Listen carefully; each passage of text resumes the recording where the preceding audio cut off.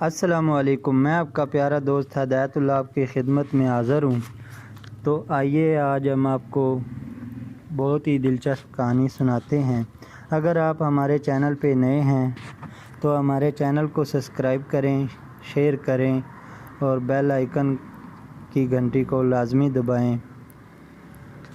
تو کہانی کی طرف چلتے ہیں۔ انسانیت کی خدمت۔ دانش بیٹا، کیا کر رہے ہو؟ یہ تمہارے ہاتھ میں کیا چیز ہے؟ دادا ابو نے سخت لہجے میں آواز دی۔ دادا ابو، یہ چیزیں خراب ہو گئی ہیں، اس لیے میں انہیں کوڑے کی ٹوکری میں پھینکنے جا رہا ہوں، دانش نے جواب دیا۔ دکھاؤ، دادا ابو نے کہا۔ دانش نے اپنے ہاتھ میں پکڑی ہوئی تھیلی دادا ابو کو دے دی، جس میں بریانی اور سلاد وغیرہ تھی۔ دادا ابو نے سونگھ کر کہا، یہ تو خراب نہیں ہوئے، تم اسے دوسرے وقت کے لیے فریج میں رکھ دیتے۔ حیرت ہے بیٹا کہ آپ کے نزدیک رزق کی کوئی اہمیت نہیں۔ دادا ابو، مجھ سے کھایا نہیں گیا تھا، دانش نے اپنی صفائی پیش کی۔ نہیں بیٹا، بات دراصل یہ ہے کہ تم نے آنکھ کھولی تو تمہیں زندگی کی تمام آسائش میسر آئیں۔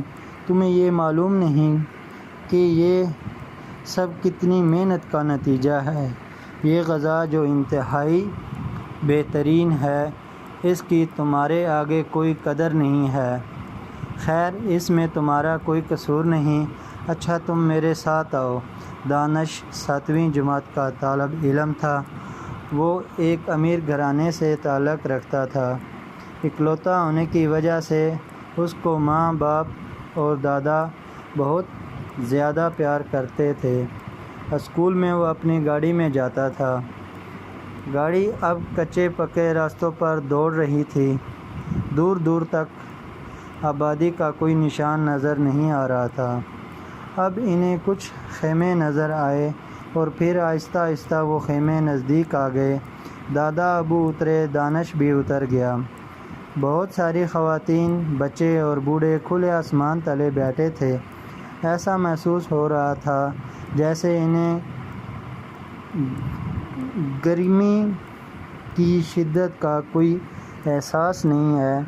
ایک عورت دوڑتی ہوئی ان کے قریب آئی اور بولی، صاحب، میرا بچہ دودھ پیتا ہے اور دودھ کا ڈبہ اور بہت سی چیزیں برباد ہو گئی ہیں۔ جب وہ چلی گئیں تو ایک بوڑھا ان کے قریب آیا۔ اس نے کہا، صاحب، یہ پاگل ہو گئی ہے، اس کا بیٹا غذا کی کمی کی وجہ سے مر گیا ہے اور اس کا شوہر بھی، میں اس کا باپ ہوں۔ دیکھو بیٹا، تم نے ابھی زندگی کا ایک رخ دیکھا ہے، دوسرا نہیں۔ یہاں تمہیں ایسے لوگ بھی نظر آئیں گے جنہوں نے کئی دنوں سے کچھ نہیں کھایا۔ تمہارے ہم عمر دوست دن بھر میں اپنے والد سے نامعلوم کتنا جیب خرچ لیتے ہیں۔ اگر اس میں سے کچھ ان کو دے دیں تو ایک وقت کا کھانا کھا لیں۔ دادا ابو کی یہ باتیں سن کر دانش کو بہت رنج ہوا۔ دوسرے دن دانش دادا ابو کے کمرے میں آیا اور کہا، دادا جان، آج پھر اسی جگہ چلیں؟ میں نے بہت سی چیزیں، ایک کمبل، بہت سے کپڑے اور کچھ کھانے پینے کی چیزیں جمع کی ہیں تاکہ ان لوگوں کی مدد کر سکوں۔ واہ میرے بیٹے، تم نے تو میرا دل خوش کر دیا۔ اور اب دادا ابو نے یہ بات کہی اور دونوں وہاں چل دیے۔ تو میرے دوستو، اگر آپ کو کہانی اچھی لگی ہو تو ہمارے چینل کو سبسکرائب کریں اور اچھا سا ایک کمنٹ کر دیں۔